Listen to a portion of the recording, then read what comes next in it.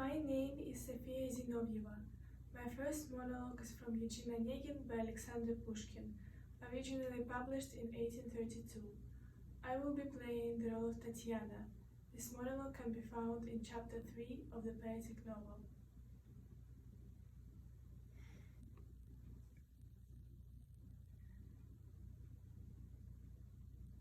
I'm writing you this declaration. What more can I in conjure say? It may be now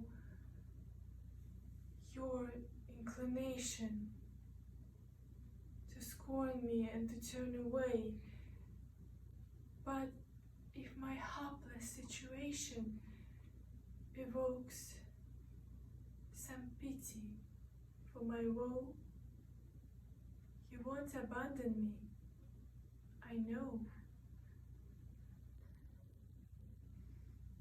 I first tried silence and evasion.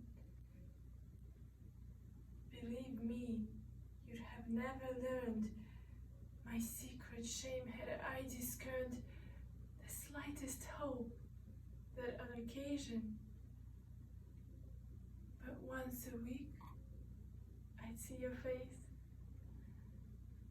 behold you at a country place, might hear you speak a friendly greeting, could say a word to you, and then could dream both day and night again of but one thing, till our next meeting.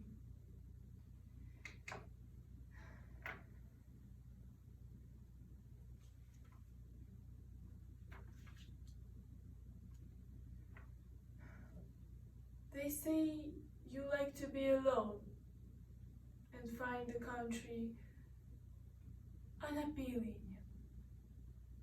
We lack, I know, a worldly tone, but still we welcome you with feeling.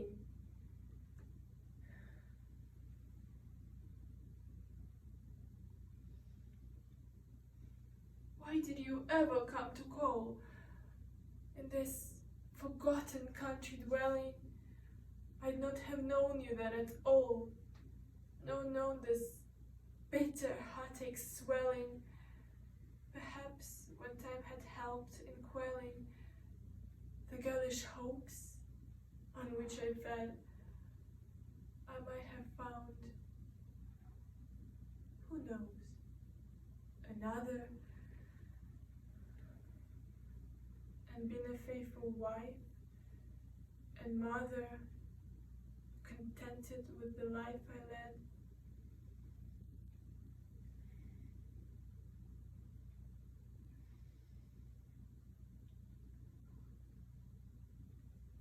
Another, no.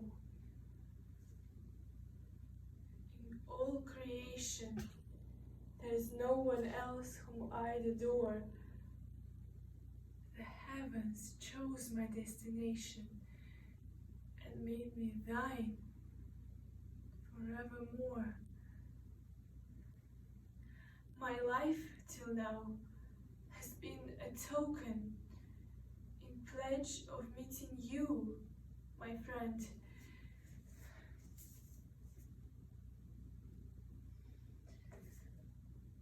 And in your coming, God had spoken. You'll be my guardian till the end.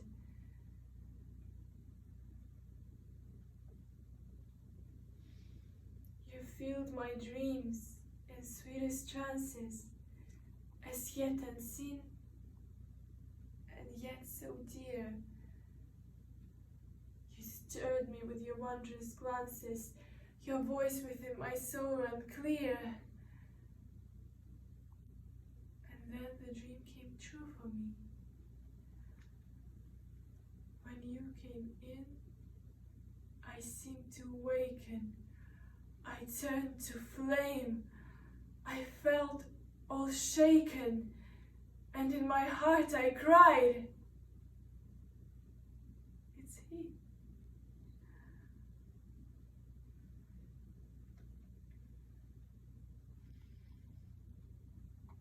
was it you I heard replying amid the stillness of the night?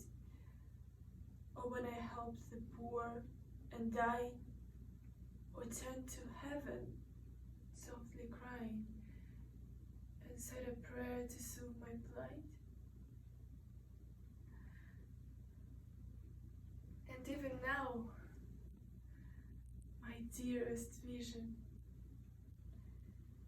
did I not see your apparition flit softly through this lucid night? Was it not you who seemed to hover above my bed, a gentle lover to whisper hope and sweet delight?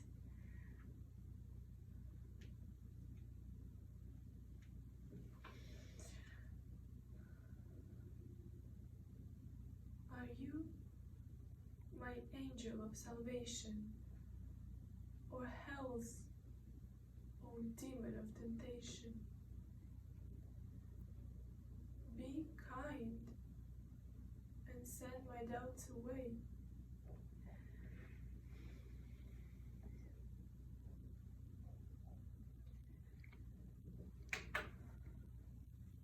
For this may all be mere illusion, the things a simple girl would say, while fate intends no grand conclusion.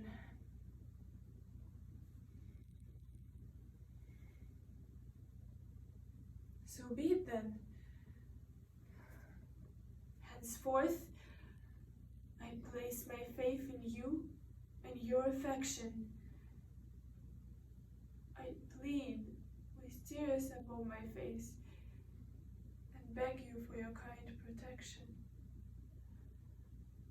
You cannot know. I'm so alone. There's no one here to whom I've spoken. My mind and will are almost broken, and I must die without a moan.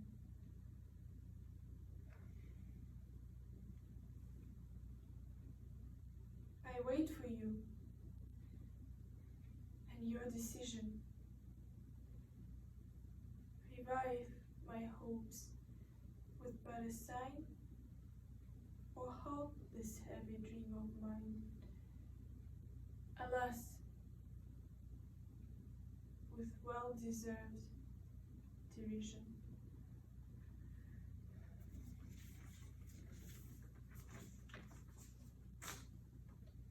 I close. I dare not now reread. I shrink with shame and fear, but surely your honor is all the pledge I need, and I submit to it securely.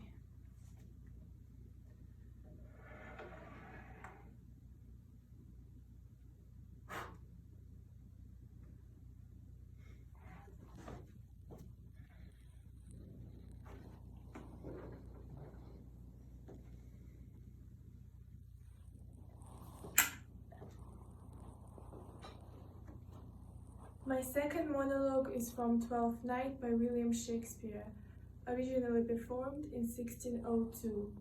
I will be playing the role of Viola, and this monologue can be found in Act 2, Scene 2. I left no ring with her. What means this lady?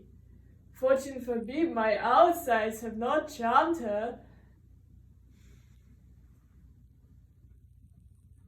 She made good view of me, indeed, so much that methought her eyes had lost her tongue. For she did speak in starts, distractedly.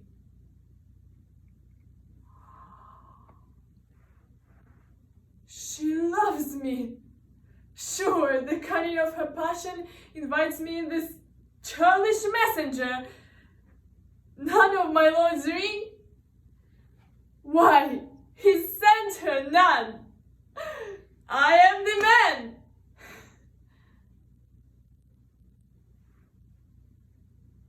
If it be so, as 'tis, poor lady, she were better love a dream.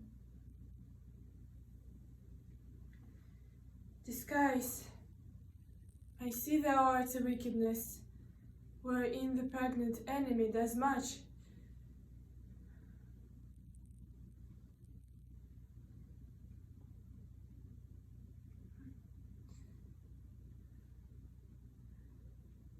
How easy is it for the proper false in women's waxen hearts to set their forms?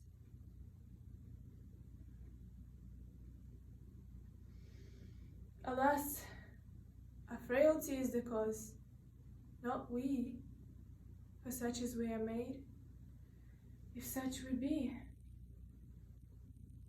How will this fudge? My master loves her dearly, and I, poor monster, fond as much on him. She...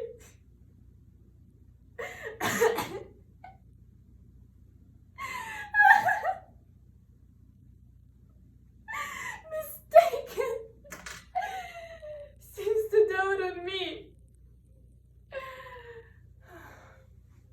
What will become of this? As I am man? My state is desperate for my master's love, as I am woman.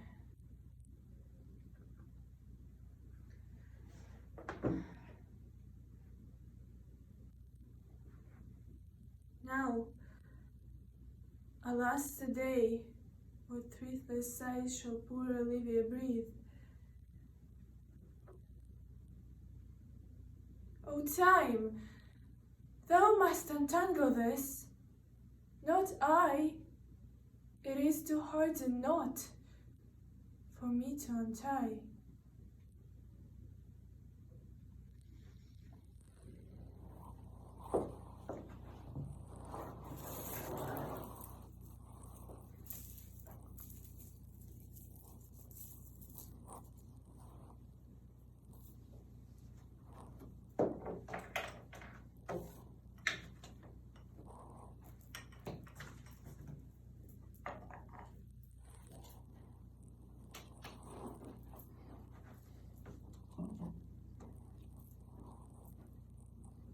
My third monologue is from A Streetcar Named Desire by Tennessee Williams, originally published in 1947. I will be playing the role of Blanche, and this monologue can be found in scene 6.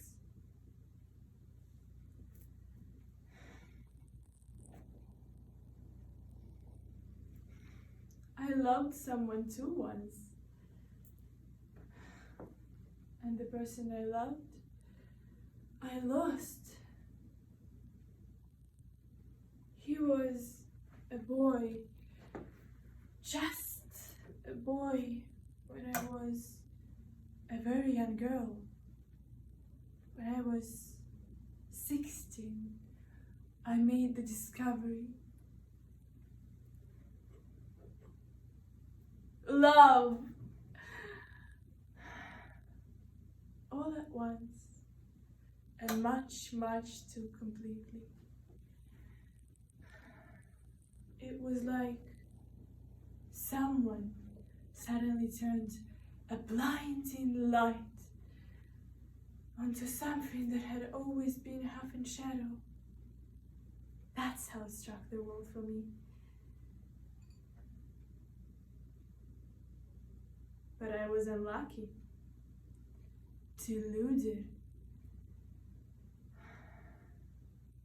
There was something different about the boy, a nervousness, a softness and tenderness, which wasn't like a man's, although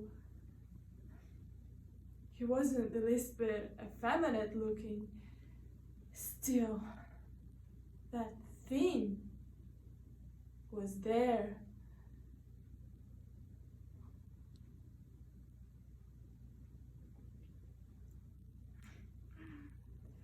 He came to me for help.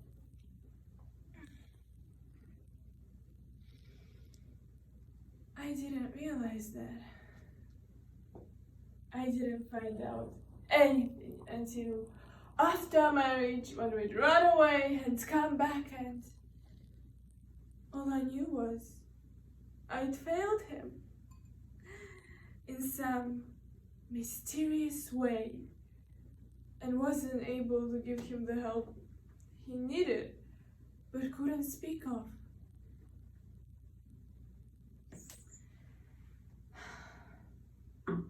He was in the quicksands and clutching at me, but I wasn't holding him out. I was sleeping in with him.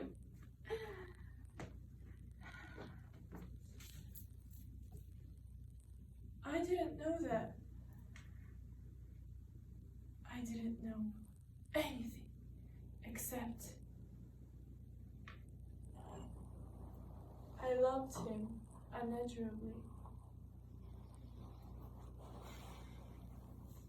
And then I found out, in the worst of all possible ways,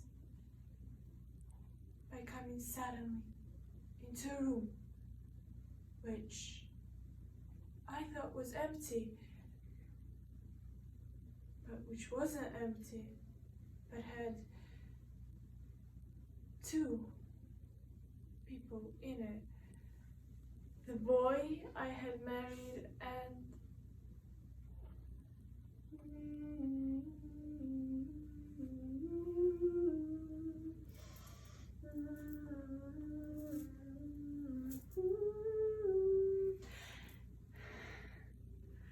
afterwards we pretended like nothing had been discovered.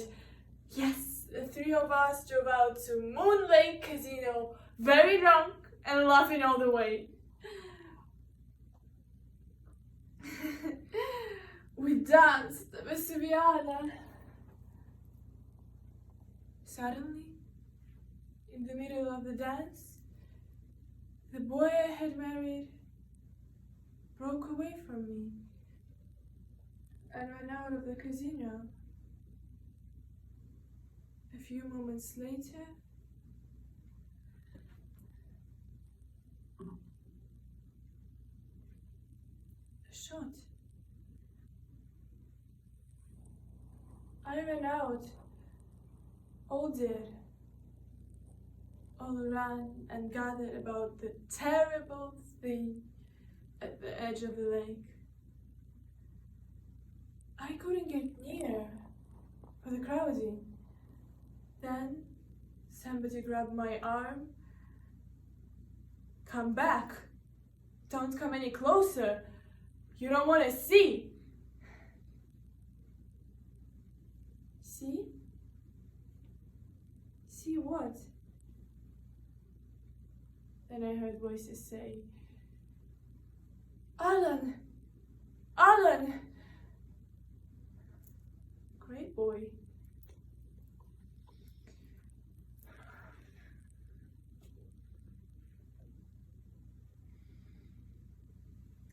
It stuck a revolver into his mouth and fired, so that the back of his head had been blown away.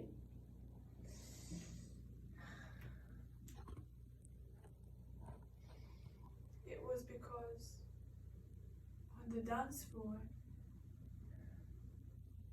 unable to stop myself, I suddenly said, I know, you disgust me.